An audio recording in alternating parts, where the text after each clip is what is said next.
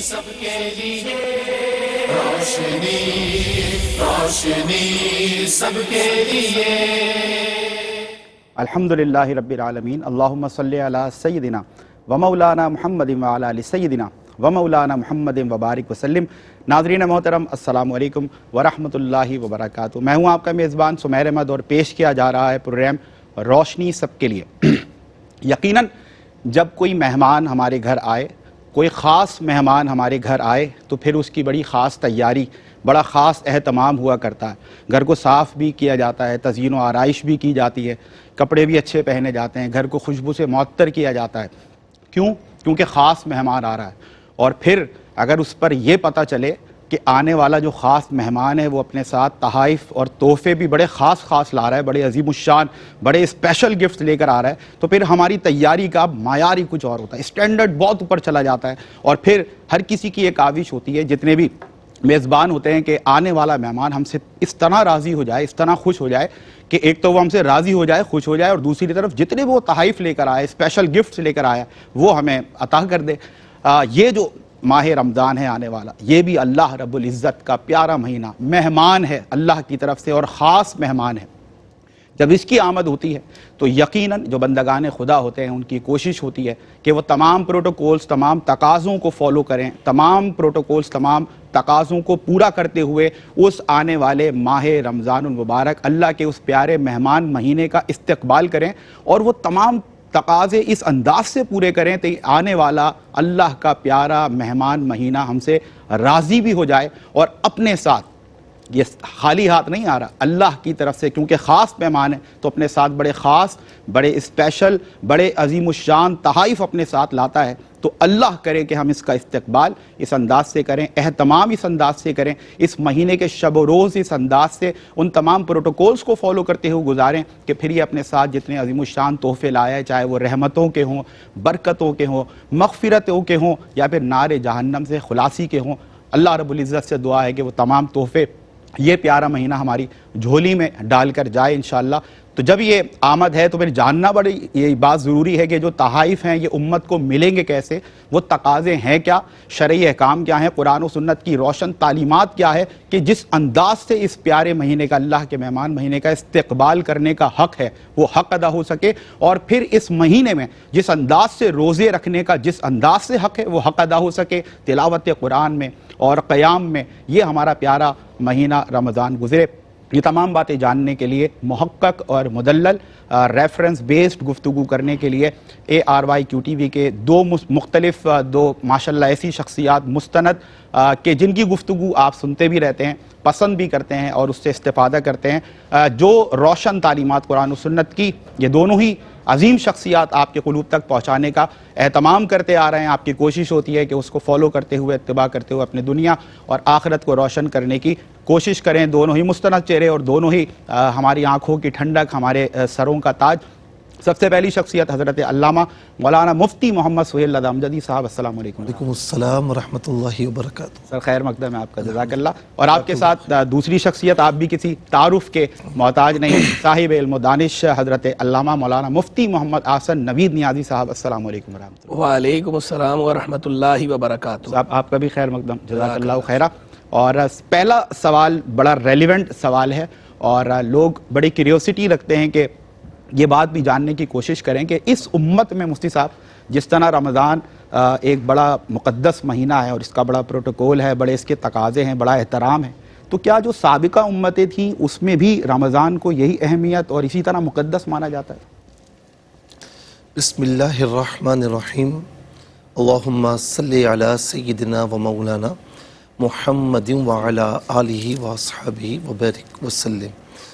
دیکھیں، دو چیزیں ہیں، ایک تو یہ ہے کہ روزوں کا تعلق جو ہے وہ پچھلی امتوں سے بھی تھا یا نہیں تھا، اور ماہ رمضان کا کیا تعلق تھا، یا ماہ رمضان صرف اس امت کے لیے خصوصی طور پر اللہ رب العالمین نے اپنے پیارے حبیب علیہ السلام کے صدقے میں یہ ماہ رمضان عطا فرمایا، کیا معاملہ ہے؟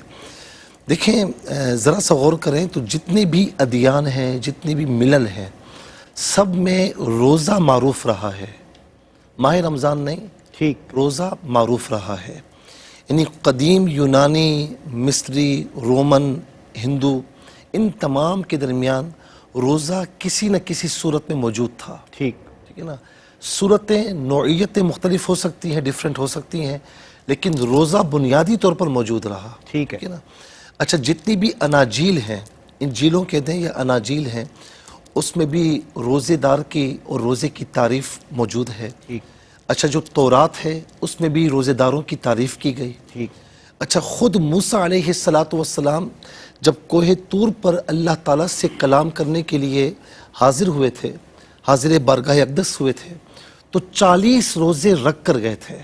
اللہ اکبر. اچھا، پھر ہمیں یہ ملتا ہے کہ یروشلم کی جو تباہی ہوئی اس کو یاد رکھنے کے لیے جو اہل یہود ہیں وہ بھی اس زمانے میں 1 ہفتے کا روزہ رکھا کرتے تھے.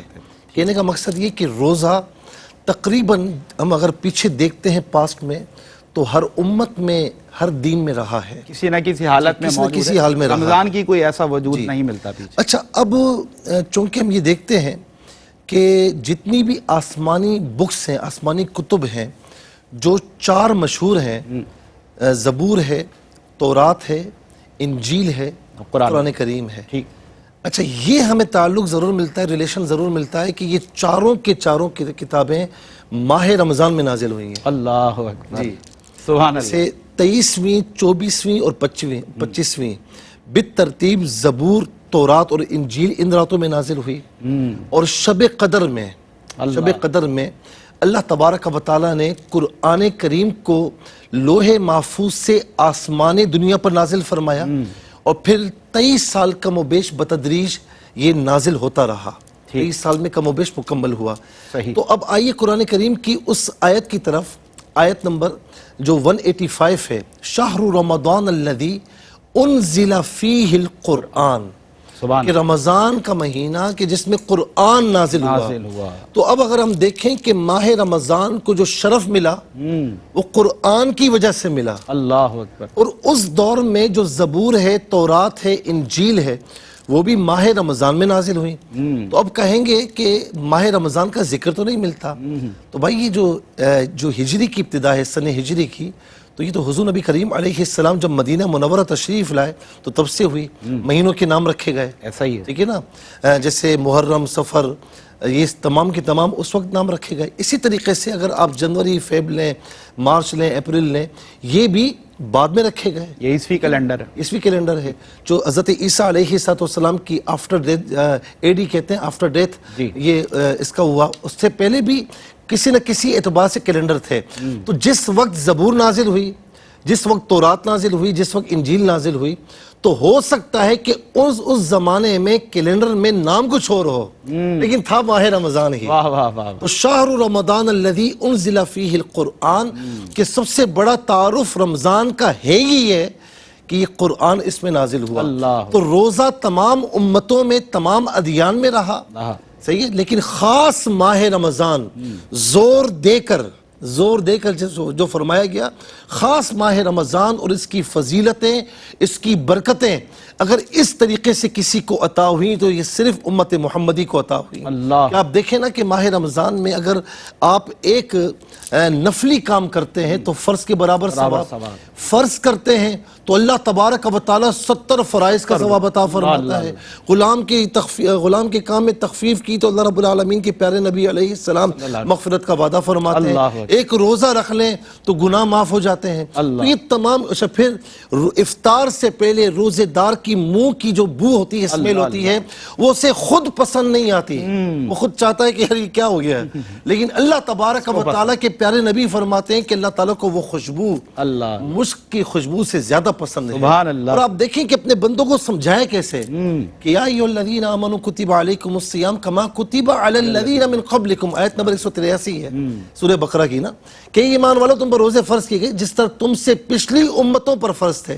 یعنی اب مثال کے طور پر عام دنوں میں اگر آپ روزہ رکھیں، کسی نے نہیں رکھا ہوگا تو آپ کو ذرا بھاری پڑتا ہے. ایسا ہی ہے. ماہ رمضان میں اتنا بھاری نہیں پڑتا، سب نے رکھا ہوا ہوتا ہے. ایک دوسرے کو اچھا، آپ کسی تکلیف میں خدا نخواستہ آ جائیں اور وہاں پر کسی اور کو وہ تکلیف نہ ہو تو وہ تکلیف بڑھ جاتی ہے. ہاں ایسا ہی ہے. اور کوئی اور بھی اس تکلیف میں مبتلا ہو تو تکلیف ہلکی ہو جاتی ہے. تو فرمایا کہ تم پہلی مرتبہ تم پر فرض نہیں ہوئے, تم سے پچھلی امتوں پر بھی فرض تھے. جس طرح ماں بچے کو سمجھاتی نا, بیٹا ابھی پڑھ لے بعد میں کامیابی ملے گی, تھوڑی سی محنت کر لے بعد میں ہو جائے گا, ابھی تو بیمار ہے پرہیز کر لے بعد میں پرہیز ختم ہو جائے گی. اللہ رب العالمین دو جہاں کا خالق و مالک اپنے محبوب کی امت سے فرما رہا ہے کہ پہلی مرتبہ تم پر فرض نہیں ہوئے, تم سے پچھلی امتوں پر بھی فرض تھے, لعلکم تتقون, تاکہ تم تقوی اختیار کرو. لیکن یہ بات ضرور ہے آخر میں کہوں گا کہ اتنی نعمتیں, اتنی فضیلتیں کہ اللہ تعالیٰ کی رحمتیں چھما چھم برس رہی ہوں, اللہ, یہ روزے ماہ رمضان کے روزے اس شکل میں کسی اور کو عطا نہیں ہوئے. اللہ اکبر. ناظرین, کتنی ہی مثالیں پیش کی جائیں, جتنی گفتگو مفتی صاحب نے کی, یقیناً ایک بندہ مومن کو سوچنا چاہیے کہ کتنی عظمتوں کے ساتھ یہ روزے آتے ہیں, کتنی برکتوں کے ساتھ, کیسے کیسے انعامات اپنے ساتھ لاتے ہیں کہ ایک روزہ دار جس کے منہ سے آنے والی بو اللہ رب العزت کو اتنی پسند ہو جو اس کو خود پسند نہیں آ رہی. کیوں؟ کیونکہ گرمی ہے, پیاس ہے, کیسی بھی بھوک ہے, لیکن وہ نہ پانی کی طرف جا رہا ہے نہ وہ کھانے کی طرف جا رہا ہے. کیوں؟ کیونکہ محبوب یہ چاہتا ہے کہ محب یعنی محبت کرنے والا بھوکا رہے تو پھر وہ بھوکا ہے, پیاسا رہے تو پھر وہ پیاسا ہے. تو پھر کتنی بدقسمتی ہے, کتنا انفارچونیٹ ہے ان لوگوں کے لیے کہ اتنی زیادہ انعامات کے ساتھ یہ روزے آئیں اور پھر بھی انسان جان بوجھ کر بلا شرعی عذر اور وہ روزے جیسی نعمت کو چھوڑ دے, اس کو ترک کر دے. اس پر کیا وعیدیں ملتی ہیں قرآن و سنت, اس پر کیا پنشمنٹ سناتے نظر آتے ہیں, اس کا جواب مفتی صاحب سے لیں گے. لیکن ایک مختصر سا وقفہ ہے. See you right after this short break. جی ویلکم بیک ناظرین, بریک کے بعد آپ کا خیر مقدم. ماہ رمضان اور روزے آج کا ہمارا موضوع ہے. مفتی محمد سہیل رضا امجدی صاحب تشریف فرمائے, مفتی محمد آسن نوید نیادی صاحب تشریف فرمائے. اور بریک سے قبل میں نے مفتی صاحب سے عرض کیا تھا کہ کیا وعید ہے ایسے لوگوں کے لیے کہ جو وداؤٹ اینی ریزن اور تمام تقاضے شریعت کے پورے ہو رہے ہیں اس کے باوجود وہ روزے جیسی نعمت کو ترک کر دیں, روزہ چھوڑ دیں. ایسے لوگوں کے لیے کیا وعید سر, کیا پنشمنٹ, کیا سزا ہے, کیا فرمائیے گا؟ بسم اللہ الرحمن الرحیم. صلی اللہ علیہ حبیب محمد وعلی آلہ وصحبہ بارک وسلم. پہلے تو یہ دیکھیے کہ جو فضیلت والے دن, فضیلت والے مہینے, کوئی بھی فضیلت والی چیز ہوتی ہے, ایک خاص موقع ہوتا ہے نا, جیسے کہیں کوئی سیل لگی ہوئی ہو تو اس سیل میں جانے کے خواہش مند ہوتے ہیں لوگ کہ یہاں پر سیل لگی ہے, چیز مل جائے گی, اچھی چیز مل جائے گی, سستے میں مل جائے گی, جلدی مل جائے گی. اپرچونٹی ہے نا, خاص موقع ہوتا ہے جو, اور محدود مدت کے لیے تو اگلے کوشش کرتے ہیں. اب ماہ رمضان کو دیکھیں, یہ بھی سیل لگی ہوئی ہے. صاحب کمال کر دیا آپ کے اس جملے نے کہ محدود مدت کے لیے, محدود مدت کے لیے مہینہ ہے, ایک مہینے کے لیے ہے, رحمتوں کی برسات ہو رہی ہے, نوافل کا ثواب فرض کے برابر, فرض کا 70 درجے زائد, رحمتیں چھما چھم برس رہی ہیں, جنت کے دروازے کھلے ہوئے ہیں, دوزخ کے دروازے بند ہیں, شیاطین کو جکڑ دیا گیا ہے. کیا زبردست موقع ہے, سنہری موقع ہے. سید الشہور رمضان, مہینوں کا سردار رمضان, و سید الایام الجمعہ, دنوں کا سردار جمعہ. تو خاص مہینہ, مہینوں کا سردار مہینہ, اللہ کی خاص رحمتیں لانے والا مہینہ, رب کا مہمان, اللہ کا مہینہ, اللہ کے محبوب کا مہینہ, محبوب خدا کی امت کا مہینہ. اللہ کیا رحمتیں برکتیں ہیں. تو اس کی خاص عبادت کیا ہے؟ خاص عبادت روزہ. اگر کوئی اس خاص عبادت سے ہی محروم رہے تو وہ رمضان کی برکتیں کیا پائے گا؟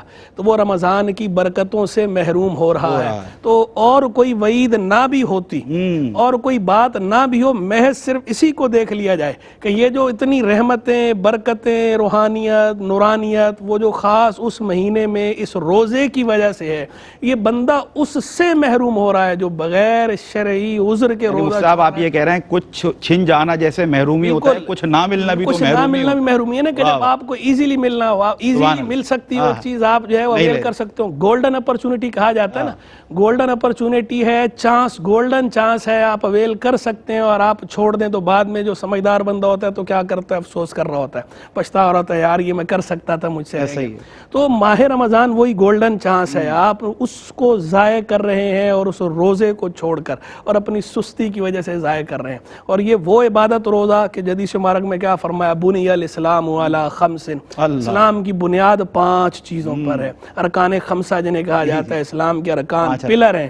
کون کون سے ہیں؟ شہادتی اللہ الہ الا اللہ وان محمد رسول اللہ, و اقام الصلاۃ, و ایتاء الزکوٰۃ, والحج, و صوم رمضان. 5 چیزیں. اس بات کی گواہی دینا کہ اللہ کے سوا کوئی معبود نہیں, اس بات کی گواہی دینا کہ محمد اللہ کے رسول ہیں, نماز قائم کرنا, زکوٰۃ دینا, حج کرنا اور رمضان کا روزہ رکھنا. اگر کوئی رمضان کا روزہ چھوڑ رہا ہے تو اس کا مطلب یہ ہے کہ جو اس کے دین کی عمارت ہے, ہر بندہ اپنے دین پر ہے نا, تو جو اس کا اپنا دین ہے اس کے دین کی عمارت میں خلل ہے, اس کے دین میں نقص ہے. ایک پلر اس کو, اور ایک پلر تو پلر ہوتا ہے نا, اگر ایک پلر بھی جو ہے وہ اگر آپ نے گرایا تو عمارت کو کیسا نقصان پہنچے گا اچھی طرح آپ سمجھ سکتے ہیں. تو وہ اپنے دین کی عمارت کے ایک جو مرکزی ستون ہے, 5 ان میں سے ایک ستون کو گرا رہا ہے. تو اسی پہ بندہ غور کر لے, یعنی الگ سے وعیدات نہ بھی ہوں تو بھی یہ بندہ غور کرے ان چیزوں کے اندر, تو یہی کافی ہے اسے موٹیویٹ کرنے کے لیے اور یہ سمجھانے کے لیے کہ بے عذر شرعی رمضان کا روزہ چھوڑنا کتنی بڑی محرومی ہے, کتنا گھاٹے کا سودا ہے, کتنا خسارہ ہے اس کے اندر, یہی کافی ہے. لیکن جب ہم دیکھتے ہیں وعیدات کی طرف تو وعیدات بھی آئی ہوئی ہیں, جیسا ایک روایت میں آیا کہ جس نے رمضان کا روزہ نہ رکھا, رمضان کو پایا, من ادرک رمضان ولم یصمہ فقد شقیا, رمضان کا مہینہ پایا اور اس کا روزہ نہ رکھا تو وہ بدبخت ہوا, وہ خائب و خاسر ہوا. اب یہ بات بیان کر دی گئی. دوسری جگہ جو ہے وہ بیان کیا گیا کہ رمضان کا روزہ, جامع ترمذی کی جو روایت ہے کہ جس کے اندر یہ فرمایا گیا کہ اگر جس نے رمضان کا روزہ چھوڑا بغیر شرعی رخصت کے اور بغیر عذر کے تو کیا ہوتا ہے, ساری عمر کا روزہ بھی رکھ لے تو وہ جو روزہ اس نے جان بوجھ کر چھوڑا تھا بے عذر شرعی, وہ اس کا بدل نہیں بن سکتا, یعنی اس طرح کی فضیلت حاصل نہیں کر سکتا. قضاء کیا تھا, قضاء تو ادا ہو جائے گی, فقہی طور پہ فرض تو سر سے اتر جائے گا, لیکن وہ فضیلت جو وہ اس روزے کی رمضان میں پا سکتا تھا وہ والی فضیلت نہیں پا سکتا, وہ ٹاپ رینک نہیں مل سکتا, وہ ٹاپ رینک اس کو نہیں مل سکتا. پھر جو ہے وہ حدیث کے اندر بعض روایتوں کے اندر تو اس کو جو ہے وہ کفر سے تعبیر کیا گیا ہے. جس طرح نماز جان بوجھ کر چھوڑنے کو لفظ کفر سے تعبیر کیا گیا ہے, تو ایسی رمضان کا روزہ بھی بے عذر شرعی چھوڑنے کو بعض روایات میں کفر سے تعبیر کیا گیا ہے. اچھا, یہ روایتیں جو میں نے پڑھی نا, ان کی اسنادی حیثیتوں میں تھوڑا قیل و قال ہے, اس میں کلام ہے, بعض کے مرفوع اور موقوف ہونے کے حوالے سے, بعض کے اسنادی حیثیتوں کے حوالے سے مسئلہ ہے. لیکن یہ ہم ترغیب اور ترہیب کے باب میں, اسی لیے میں نے اس کو استیناس کے طور پر ذکر کیا ہے, استدلال کے طور پہ نہیں, کہ اسی لیے میں نے پہلے گفتگو جو کی ہے بنیادیں وہ ہیں. یعنی احتیاط کر لی جائے, اگر حقیقی میں ایسا ہوا تو آپ کیا کریں, تائید کے لیے ذکر کیا. اور وہ سنن الکبریٰ کی جو روایت ہے کہ نبی کریم صلی اللہ علیہ وسلم نے جو اپنا خواب بیان فرمایا کہ مجھے خواب میں لے جایا گیا, تو آپ نے وہ جو عذاب ذکر کیا, کچھ لوگوں کو ایڑیوں کے بل لٹکایا ہوا ہے اور اس کے بعد ان کی جو باتیں ہیں, یعنی یہ جبڑے جو ہے یہ چیر دیے گئے, یہاں سے خون بہ رہا ہے. اور جب پوچھا گیا تو بتایا گیا کہ یہ وہ لوگ ہیں کہ جو رمضان کا روزہ وقت پورا ہونے سے پہلے افطار کر لیا کرتے تھے.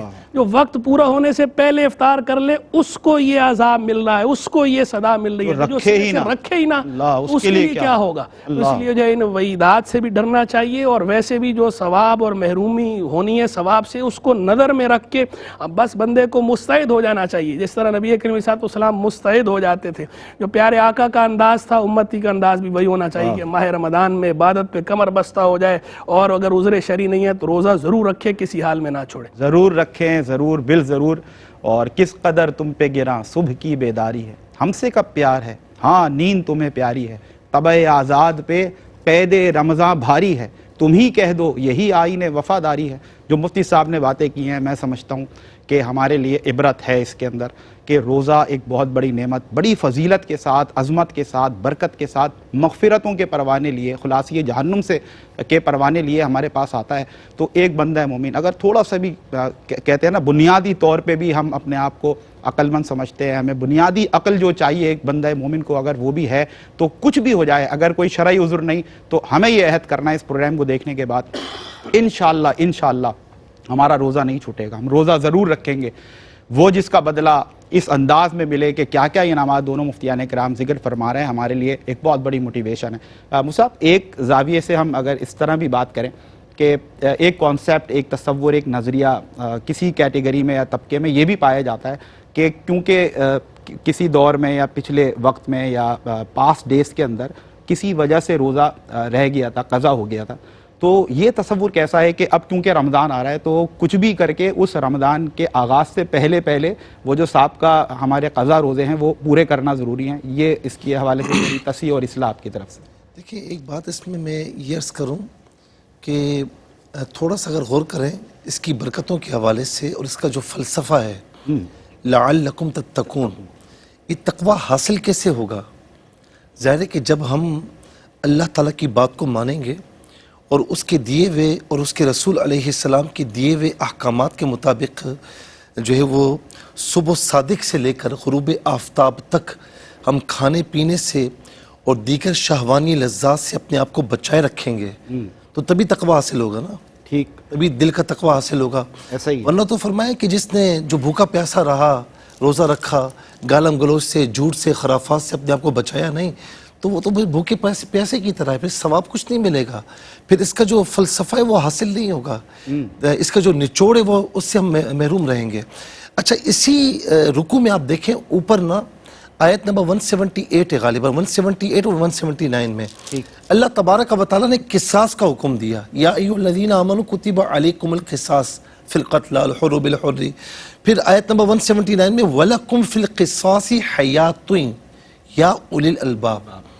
پہلے کیا فرمائیں کہ قصاص یعنی جب خدا نخواستہ کوئی مسلمان کسی کو قتل کرے، کوئی انسان کسی کو قتل کرے تو اس کے بدلے میں پھر اسے مارا جاتا ہے، اسے قصاص. قصاص میں جان ماری جاتی ہے. اور یہاں پر روزے کا حکم ہے، روزے میں شہوات کو مارا جاتا ہے. واہ واہ واہ، ایسا ہی ہے، بے کنی کی جاتی ہے اس کی. اچھا، پھر فرمائے قصاص میں تمہارے لیے زندگی ہے. یعنی اگر کوئی آج آپ دیکھیں کہ ہمارے معاشرے میں جان انسانوں کی کتنی کم ہے، کتنی کم قیمت ہو چکی ہے. ایسا ہی ہے، ٹھیک ہے نا، خون کتنا کم قیمت، کتنا عرضہ ہو چکا ہے. لیکن اگر یہی سزا سب کے سامنے دے دی جائے اور مجرموں کو پتہ ہو تو میں سمجھتا ہوں کہ کوئی بھی کسی کی جان لینے کے لیے آگے بڑھنے کی ہمت ہی نہ رکھے. ایسا ہی ہے. تو فرمائے کہ وَلَكُمْ فِي الْقِصَاصِ حَيَاتٌ. قصاص میں معاشرے کی زندگی ہے. معاشرہ زندہ ہوتا ہے، انسان کی زندگی محفوظ ہوتی ہے. یہاں انسان کی زندگی محفوظ ہوتی ہے اور روزہ رکھنے سے روح کی زندگی محفوظ ہوتی ہے. روح تر و تازہ ہو جاتی ہے، اس کو زندگی عطا کی جاتی ہے. اتنی جس کی برکتیں ہوں، اور یہ سال میں ایک موقع ملتا ہے ہمیں، ایک موقع. اور یہ بھی چھوڑ دیں. مجھے شوگر ہے، مجھے بلڈ پریشر ہے، بی پی ہے، میں ہارٹ پیشنٹ ہوں، میرے پیٹ میں درد رہتا ہے، مجھ سے بھوک برداشت نہیں ہوتی. یہ ساری چیز اپنی جگہ پر ہے، لیکن میں نے کئی لوگوں کو دیکھا ہے سخت بیمار ہیں پھر بھی روزہ رکھتے ہیں، اور اللہ تبارک و تعالیٰ کبھی بھی نا ان کی محنت کو رائگاں نہیں جانے دیتا. اللہ صوموا تصحوا، تم روزہ رکھو تمہیں صحت مل جائے گی. یہ ایک علیحدہ بات ہے کہ شرعی عذر موجود ہے تو وہاں رخصت موجود ہے. لیکن میں نے ایسے لوگ بھی دیکھے کہ جو عزیمت پر عمل کرتے ہوئے رکھتے ہیں اور بالکل فٹ فاٹ رہتے ہیں. آپ لوگ اپنے ایکسپیرینسز بتا رہے ہیں لوگوں کو. جی، فٹ فاٹ رہتے ہیں وہ، ٹھیک ہے نا. میرا کہنے کا مقصد یہ کہ ذرا سا بہانہ مل جائے تو بہانہ بنا کر روزے کو نہ چھوڑیں. شرعی عذر ہے تو رخصت موجود ہے، بعد میں پورا کرنا ہے اس کو، لیکن اس کو بہانہ نہ بنائیں کہ مجھے شوگر ہے، مجھے یہ، مجھے وہ، سر درد ہے. تو یہ کوئی بہانے ہو سکتا ہے کہ لوگوں کے سامنے بہانے چل جائیں، اللہ تعالیٰ کے سامنے بہانے نہیں چلیں گے. تو دلوں کے حال سے واقف. ابھی قبلہ نے حدیث پاک بھی سنائی نا کہ اگر ایک روزہ آپ نے بغیر کسی شرعی عذر کے چھوڑ دیا تو پورے زمانے کے روزے رکھ لیں، اس ایک روزے کے برابر نہیں ہو سکتا. نہیں ہو سکتا. اللہ اکبر. تو اسی لیے اول تو چھوڑے نہیں، اور اگر شرعی عذر کی وجہ سے چھوٹ بھی گیا تو فوراً اسے پورا کرنے کی، ادا کرنے کی کوشش کریں.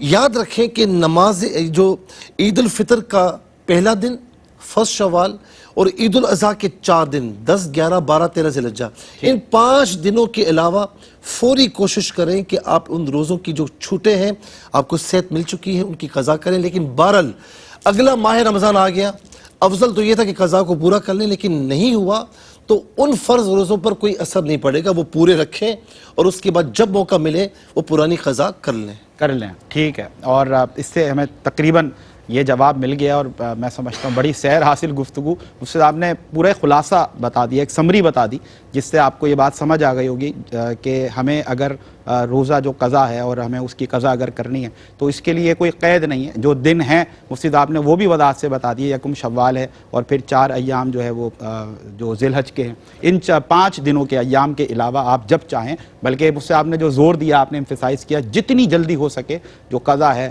آپ اس کو پورا کریں. انشاءاللہ اللہ رب العزت ہمیں آنے والے رمضان کے تمام روزے رکھنے کی توفیق عطا فرمائے. بریک کے بعد آ رہے ہیں ناظرین، اور ایک بہت اہم سوال یہ اس کو کہنا نہیں چاہیے لیکن میں کہہ رہا ہوں، انٹرسٹنگ کوسچن ہے اس لیے کیونکہ آج ہمارے معاشرے میں انفارچونیٹلی بدقسمتی سے یہ دیکھا جا رہا ہے کہ کسی نے روزہ رکھ لیا تو ایسا لگتا ہے پورے گھر والوں پر کوئی احسان کیا ہوا ہے، اور وہ یہ کہتا نظر آتا ہے مجھے کام کیوں کہہ دیا، آپ کو نہیں پتا کہ میرا روزہ ہے. اور پھر روزہ رکھنے کے بعد نہ نماز کا پتہ ہے نہ تلاوت قرآن کا پتہ ہے، بس انتظار ہے یار افطاری ہو اور مجھے دسترخوان سجا کر دے دیا جائے اور میں روزہ افطار کر لوں. تو ایسا رویہ کیسا ہے اور اس پر قرآن و سنت ہمیں کیا تعلیم اور اصلاح دیتے نظر آتے ہیں، اس کا جواب لیں گے. آپ سے ہوتی ہے ملاقات اس بریک کے بعد.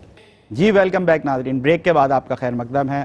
ماہ رمضان اور روزے آج کا ہمارا موضوع، اور دونوں ہی مفتیان کرام کی جانب سے بہت ہی سیر حاصل کرام اور بہت ہی مفید آسن گفتگو، اللہ رب العزت ہمیں عمل کی توفیق دے. بریک سے قبل میں نے سوال عرض کیا تھا مفتی محمد حسن نوید نیازی صاحب سے کہ سر روزہ جو ہے وہ رکھ لیا اور اس کے بعد نہ نماز کا پتہ ہے نہ قرآن کا پتہ ہے نہ باقی تقاضے اور پروٹوکولز کو فالو کیا جا رہا ہے، تو اور بس انتظار افطار کا وقت ہو اور ہم افطار کر لیں، سر کیا فرمائیے گا؟ اچھا، یہ سمجھانے کے لیے نا آپ تھوڑا ذرا روزے کے بعض فضائل میں غور کریں کہ روزے کے جو بعض فضائل اور پھر یہ طرز عمل اس کو میں اس کے ساتھ جوڑ کے بتاؤں گا کہ پھر آپ دیکھیں کہ یہ طرز عمل کیسا ہے اور یہ فضائل جو ہے یہ کیا بتائیں.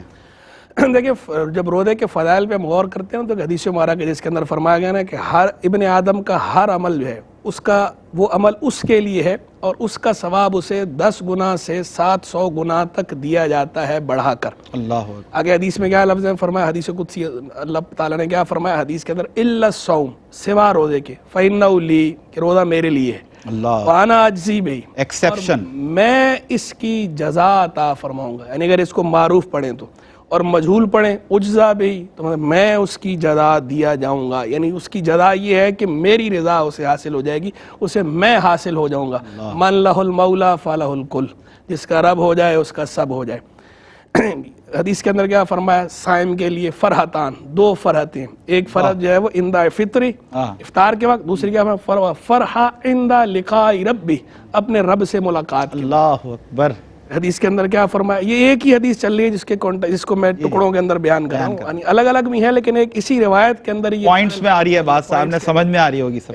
یہ جو روزے دار کے منہ کی بو ہے، خلوف فم صائم اطیب عند اللہ من ریح المسک، مشک کی خوشبو سے زیادہ اللہ کے نزدیک وہ طیب ہے اس کے منہ کی بدبو.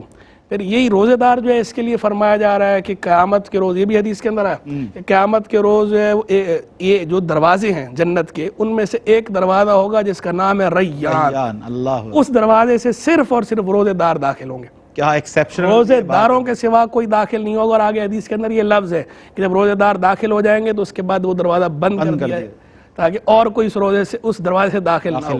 اچھا، اور ریان سیراب کرنے والے کے اس معنی میں ہے نا، تو دوسری روایت کے اندر یہ لفظ بھی ہے کہ جو اس سے داخل کیا جائے گا تو ایسا پلایا جائے گا جو اس سے پی لے گا ایک دفعہ تو کبھی اسے پیاس نہیں لگے. کیا بات ہے. اب یہ فضائل ہے. اب آپ مجھے بتائیے کہ یہ جو اتنی فضیلتیں بیان ہو رہی ہیں روزے کی، تو یہ فضیلتیں کیا صرف اس لیے بیان کی جا رہی ہیں کہ جو بندہ جو ہے وہ صبح سے لے کر غروب آفتاب تک جو ہے وہ بھوکا پیاسا رہ جائے اور کچھ بھی نہ کرے تو اس پہ ان فضائل کا ترتب ہوگا، یہ فضیلتیں اس پہ حاصل ہوں گی، یہ اجر اس پہ حاصل ہوگا؟ نہیں جناب. وہ اپنے آپ سے بھی پوچھے گا تو جواب ہوگا کہ نہیں، اتنے سے عمل پہ تھوڑی یہ اجر ملے گا. اجر جو مل رہے ہیں، یہ فضیلتوں کا جو ترتب ہے یہ اسی وقت ہے کہ جب روزہ اپنے مقصدیت اور اپنی روح کے ساتھ ادا کیا جا رہا ہو. اور روزے کی روح کیا ہے؟ جیسے کہ ابھی قبلہ نے آیت مبارکہ تلاوت کی تھی، یا ایھا الذین آمنوا کتب علیکم الصیام کما کتب علی الذین من قبلکم لعلکم تتقون. اے ایمان والو، تم پہ روزے فرض کیے گئے جس طرح تم سے پہلے والوں پہ فرض کیے تاکہ تم تقوی اختیار کرو. تو روزہ وہی روزہ ہے کہ جس روزے کے نتیجے میں آپ میں تقوی پیدا ہو، آپ کے اندر پرہیزگاری پیدا ہو. جو روزہ آپ کو آپ کے رب سے قریب کرے، جو روزہ آپ کو گناہوں سے دور کرے، جو روزہ آپ کو دیگر عبادتوں سے قریب کرے. روزہ خود بھی عبادت ہے لیکن دیگر بھی عبادتیں ہیں، وہ بھی رب نے ہی لازم کی ہیں. صحیح وہ ان عبادتوں سے قریب کرنے والا ہو کہ روزہ رکھنے کے نتیجے میں آپ وہ جو معاصی پہلے کرتے تھے، جو نافرمانیاں کرتے تھے، روزہ کس کے لیے رکھا تھا؟ اللہ کے لیے رکھا تھا نا. ایسا ہی تو وہ جو اللہ کے احکام ہے، روزے کا تقاضا یہ ہے کہ جب اس کے حکم پہ روزہ رکھ رہے ہیں تو اس کے جو دیگر احکام ہیں وہ بھی ہم نے فالو کرنے ہیں. اور مجھ سے آپ کہہ سکتے ہیں نا کہ جو دیگر عبادتیں ہیں وہ بھی روزے کی روح کے حصول کے لیے معاون ثابت ہوں. معاون ہیں، اور وہ بھی تقوی کے لیے ہیں، اور وہ بھی خود قرآن مجید کے اندر بھی ہے، حدیث کے اندر بھی. اور حدیث مبارک میں تو فرمایا نا، صحیح بخاری کی حدیث ہے بڑی مشہور کہ جس نے روزہ رکھا ولم یدع قول الزور والعمل به، اور جھوٹی بات اور اس پہ عمل نہیں چھوڑا. روزہ رکھا، جھوٹی بات اور اس پر عمل نہیں چھوڑا. کیا فرمایا؟ فلیس للہ حاجہ فی ان یدع طعامہ وشرابہ. تو اللہ کو کوئی حاجت نہیں اس بات کی کہ وہ اپنا کھانا پینا چھوڑ دے. کہ وہ کھانا پینا چھوڑ رہا ہے تو وہ صرف کھانا پینا چھوڑ رہا ہے. اللہ تبارک و تعالیٰ نے جس روزے کا فرمایا یہ وہ والا روزہ نہیں رکھ رہا. اور وہ جو دوسری جگہ حدیث مسند احمد بن حنبل کی حدیث ہے، اس میں فرمایا بھی ہے نا کہ رب صائم حظہ من الصوم، بعض صائم وہ ہیں، روزے دار وہ ہیں کہ ان کا روزے میں سے حصہ کتنا ہے؟ صرف الجو، بس بھوکا رہنا، اور کوئی فائدہ انہیں روزے سے حاصل نہیں. روزے کا صرف اتنا فائدہ ہوا کہ جو بھوکا رہنے کے تھوڑا بہت کوئی فائدہ ہے وہ فائدہ اسے حاصل ہو جائے گا، باقی جو روزے کا اجر ہے وہ ترتب ہے وہ نہیں ہونا. اچھا، اور یہ بھی اسی وقت حاصل ہوگا کہ جب جو ہے اس نے واقعی کم کھایا ہو. ورنہ جس طرح سحری اور افطاری بعض لوگ کرتے ہیں کہ سحری اس لیے ڈٹ کے کرتے ہیں کہ روزہ ہے، اور افطاری اس لیے ڈٹ کے کرتے ہیں کہ روزہ تھا. تو وہ جو روزے کے ذریعے جو ہے اور تھا کے بیچ میں بالکل آپ کا جو فاسٹنگ کے ذریعے جو آپ کو صحت کا فائدہ، میڈیکل بینیفٹس بھی جو ملنے تھے وہ بھی نہیں بینیفٹ ملنے تھے، آپ نے اس سے بھی گئے، اور روحانی سے تو آپ پہلے ہی جا چکے.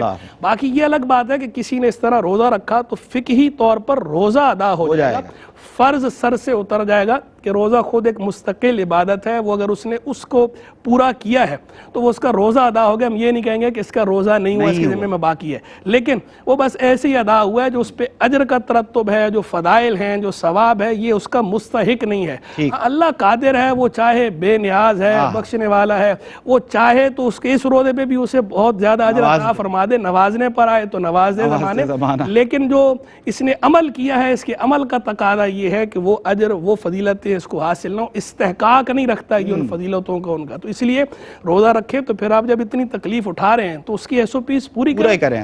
عبادت کی طرف آئیں، تقوی کی طرف. اللہ کے لیے چھوڑا ہے، اللہ کے لیے کھانا پینا چھوڑا ہے، اللہ کے لیے روزہ رکھا ہے، تو پھر اللہ کے لیے دیگر گناہ بھی چھوڑے اور اللہ کے لیے دیگر عبادتوں اور دیگر نیک کاموں کی طرف بھی. اللہ اکبر. ناظرین، بہت سالڈ ریزن ہے ہر عبادت کے پیچھے، اور اس کے حصول کا کوئی نہ کوئی آپ سمجھ لیں کہ ذریعہ موجود ہے، SOPs موجود ہیں، تقاضے موجود ہیں. اور حقیقت بات ہے کہ ظاہری طور پر جیسے مفتی صاحب نے فرمایا روزہ تو ہو جائے گا شرعی طور پر، لیکن جو اگر اصل روح آپ حاصل نہ کر سکے، جو اصل مقصد تھا آپ اس کو نہیں پہنچ سکے حقیقی طور پر، پھر وہ فضائل اور وہ فضیلتیں جو بیان ہو رہی ہیں وہ یقیناً آپ کو نہیں لگتا کہ وہ اس طرح سے آپ کو ریوارڈ دیا جائے گا. تو بہرحال ہمیں جب روزہ رکھ ہی رہے ہیں، آپ آخری بات مفتی صاحب کی بڑی پیاری ہے، ایک موٹیویشن دینے کے لیے، ایک ترغیب دینے کے لیے، تحریک دینے کے لیے، بھائی روزہ رکھ ہی رہے ہو تو دیگر تقاضے بھی پورے کر لو. جو اتنے انعامات ذکر ہو رہے ہیں وہ انشاءاللہ تمہیں عطا کیے جائیں گے. صاحب، میں ریپریزنٹیٹیو بنتے ہوئے ہمارے ناظرین کا کہ ہمیں یہ دونوں آپ دونوں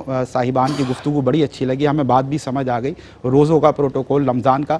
اب یہ بتائیے کہ آنے والا اللہ کا پیارا مہینہ، مہمان مہینہ رمضان المبارک کی آمد ہے، کیا پروٹوکول ہے، کیا تقاضے ہیں، کس انداز سے اس کا استقبال کریں، اس کو ویلکم کریں، اس کی تیاری کریں، اہتمام کریں؟ سر کیا فرمائیں گے؟ دیکھیں، ایک مہمان ایسا ہوتا ہے، آپ کو پتہ ہے کہ میں اس کی مہمان نوازی کروں گا نا، یہ مجھے بہت دے کر جائے گا. واہ. تو آپ اس کی مہمان نوازی میں کوئی کسر نہیں چھوڑیں گے. اور جب آپ کو ہفتوں پہلے اس کے آنے کا علم ہو کہ فلاں ڈیٹ کو آ رہا ہے تو آپ اپنا حلیہ بھی چینج کرتے ہیں کہ ذرا میں صحیح نظر آؤں، اور اپنے گھر کو بھی آراستہ کرتے ہیں، صفائی ستھرائی یہ وہ، کہ مہمان کو کسی قسم کی شکایت نہ ہو. اچھا، یہ جو مہمان آ رہا ہے یہ اللہ تعالیٰ کی جانب سے آ رہا ہے، بھیجنے والا اللہ رب العالمین، اور اس امت محمدی کے پاس یہ سال میں ایک مرتبہ آتا ہے. اللہ، ٹھیک ہے نا. اچھا، ہمیشہ کے لیے نہیں آتا، ایام معدودات، 184 آیت کریمہ سورہ بقرہ کی، کہ لمیٹڈ دن ہے، ایک مہینہ ہے، گنے چنے دن ہے، اس کے بعد یہ واپس چلا جائے گا.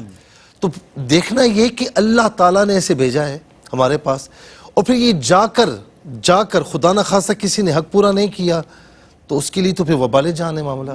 اور جس نے اس کا حق پورا کیا تو حدیث پاک میں کی شفاعت کروائے گا. اللہ اکبر. روزہ اور قرآن یہ دونوں شفاعت کرائیں گے اور اللہ تعالیٰ قبول فرمائے گا. یہ حق انہیں اللہ رب العالمین نے عطا فرمایا. تو اس لحاظ سے بھی ہمیں دیکھنا چاہیے کہ پہلے سے تیاری کرنی چاہیے. استقبال یعنی اس کی آمد کو چاہنا چاہیے, خوشی منانی چاہیے. اچھا, اسی طریقے سے دوسری چیز, مہمان 3 طرح کے ہوتے ہیں. ایک مہمان ہوتا ہے کہ بندہ چاہتا ہے کہ یہ آئی نہ, یہ آئی نہ. دوسرا مہمان وہ ہوتا ہے کہ جو بندہ چاہتا ہے کہ یہ آ جائے, فوراً چلا جائے, دفع ہو جائے. ایک مہمان وہ ہوتا ہے کہ جو بندہ یہ چاہتا ہے کہ میرے گھر پہ آئے تو جائے نہ. اللہ اکبر. ٹھیک ہے نا. یہ مہمان وہ مہمان ہے لیکن یہ جائے گا, جائے گا. اور یہ اللہ تعالیٰ کی طرف سے آیا ہے نبی علیہ السلام کے فرمان کے مطابق. تو ہمیں ہر لحاظ سے اس کی قدر اور اس کا احترام بجا لانا چاہیے. اور ایک بات کہوں گا میں, بظاہر دیکھیں یہ بات بالکل ہے, حق ہے کہ ایکسٹرا عبادات اس میں ہیں, اور وہ عبادت اتنی آسان نہیں ہے. بھوکا پیاسا رہنا صبح صادق سے غروب آفتاب تک, جو کام والے لوگ ہیں, مزدور لوگ ہیں, اتنی آسان نہیں ہے ان کے لیے.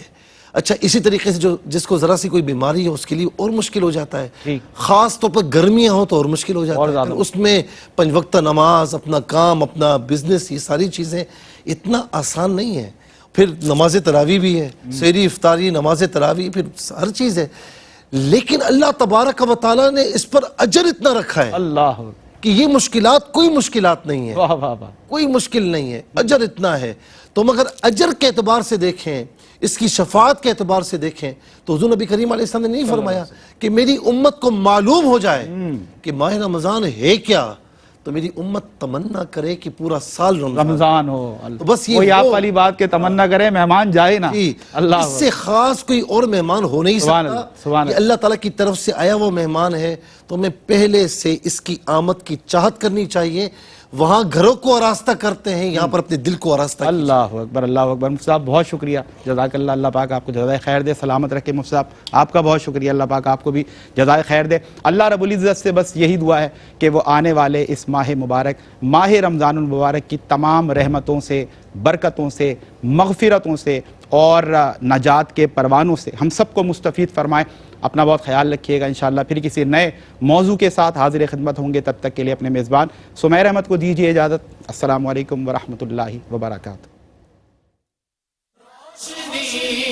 روشنی سب کے لیے, روشنی روشنی سب کے لیے, روشنی روشنی سب کے لیے, روشنی روشنی سب کے لیے, روشنی روشنی سب کے لیے.